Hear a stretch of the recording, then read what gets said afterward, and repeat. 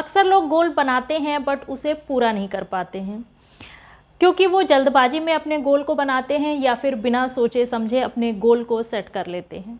गोल बनाना ही अपने आप में सक्सेस का पहला स्टेप होता है, बट लोग इसे पूरा नहीं कर पाते हैं।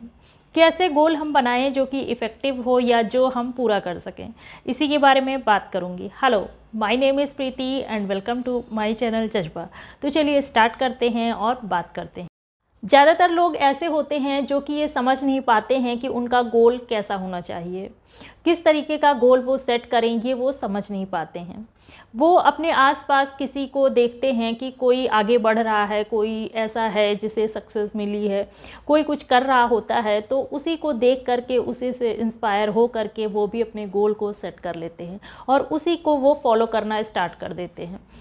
उन्हें ये लगता है कि उसे सक्सेस मिली है तो मैं भी उसे फॉलो करूँगा और वही चीज़ें करूँगा तो मुझे भी सक्सेस मिल जाएगी। इस तरीके से वो उनको फॉलो करना स्टार्ट कर देते हैं, वो वही चीज़ें करना स्टार्ट कर देते हैं जो कि वो पर्सन कर रहा होता है। जिस तरीके से हमें ब्लाइंडली किसी को ट्रस्ट नहीं करना चाहिए, उसी तरीके से हमें ब्लाइंडली किसी को फॉलो भी नहीं करना चाहिए।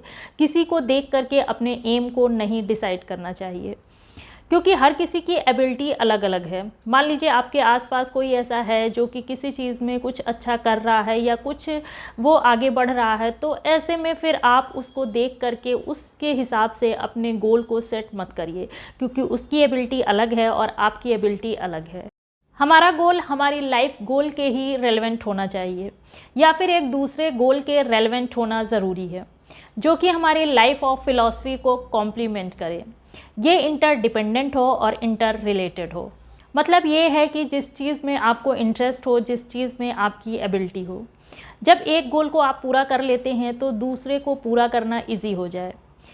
जैसे कि आप एक बड़े गोल को पाने के लिए छोटे छोटे कई गोल्स बनाते हैं, तो एक गोल को जब आप अचीव कर लेते हैं तो दूसरे को अचीव करना थोड़ा सा इजी हो जाता है। और ये चीज़ तभी होती है जब आपका गोल आपकी एबिलिटी और आपके इंटरेस्ट के अकॉर्डिंग होता है। एग्जाम्पल के तौर पे आप ये समझिए कि जैसे कि आप बिज़नेस करना चाहते हैं, आपको बिज़नेस में इंटरेस्ट है, आपके अंदर एबिलिटी भी है, बट अगर आप उसी टाइम पे अगर आप गवर्नमेंट जॉब की प्रिपरेशन करना स्टार्ट कर देते हैं तो ये बिल्कुल ही इररिलेवेंट हो जाएगा, ये आपके कहीं भी काम नहीं आएगा। वहीं अगर आप MBA करते हैं तो ये आपके काम आएगा, ये आपके रेलेवेंट होगा।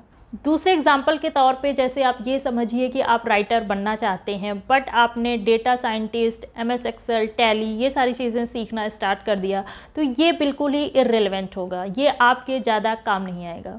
एक स्किल के तौर पे आप इसे सीख सकते हैं, बट ये ज़्यादा कोई आपके काम नहीं आएगा।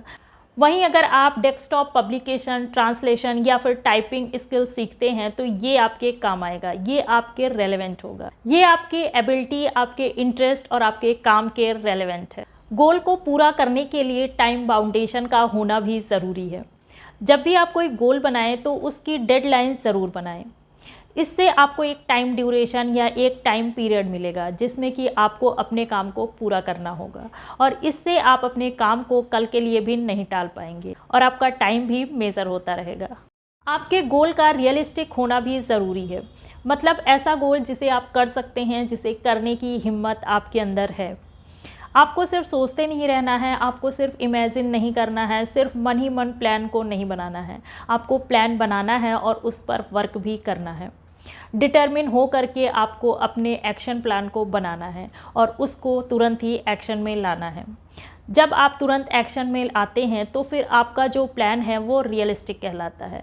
अगर आप मन ही मन सिर्फ प्लान बनाते हैं, आप सिर्फ इमेजिन करते हैं और आप उस चीज़ को करते नहीं हैं, तो वो फिर रियलिस्टिक नहीं कहलाएगा। जब तक आपका प्लान रियलिस्टिक नहीं होगा वो पूरा भी नहीं होगा। हमारे गोल का रिटन में होना भी ज़रूरी है, इससे हम अपने सारी प्रोग्रेस को अच्छे से मेज़र कर पाते हैं। जब कोई चीज़ हमारे पास रिटन में होती है या कोई चीज़ हम रिटन में रखते हैं तो उसके पूरा होने के चांसेस जो हैं वो 42% बढ़ जाते हैं।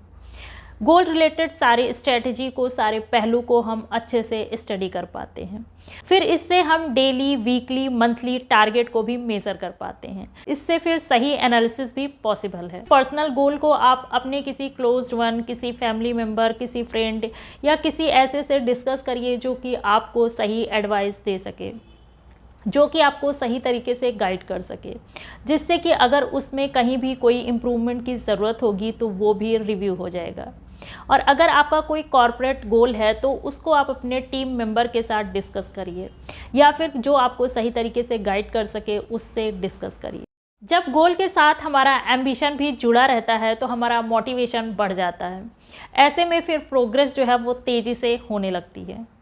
वीडियो को लाइक करिए, शेयर करिए और सब्सक्राइब करिए। Take care, bye bye.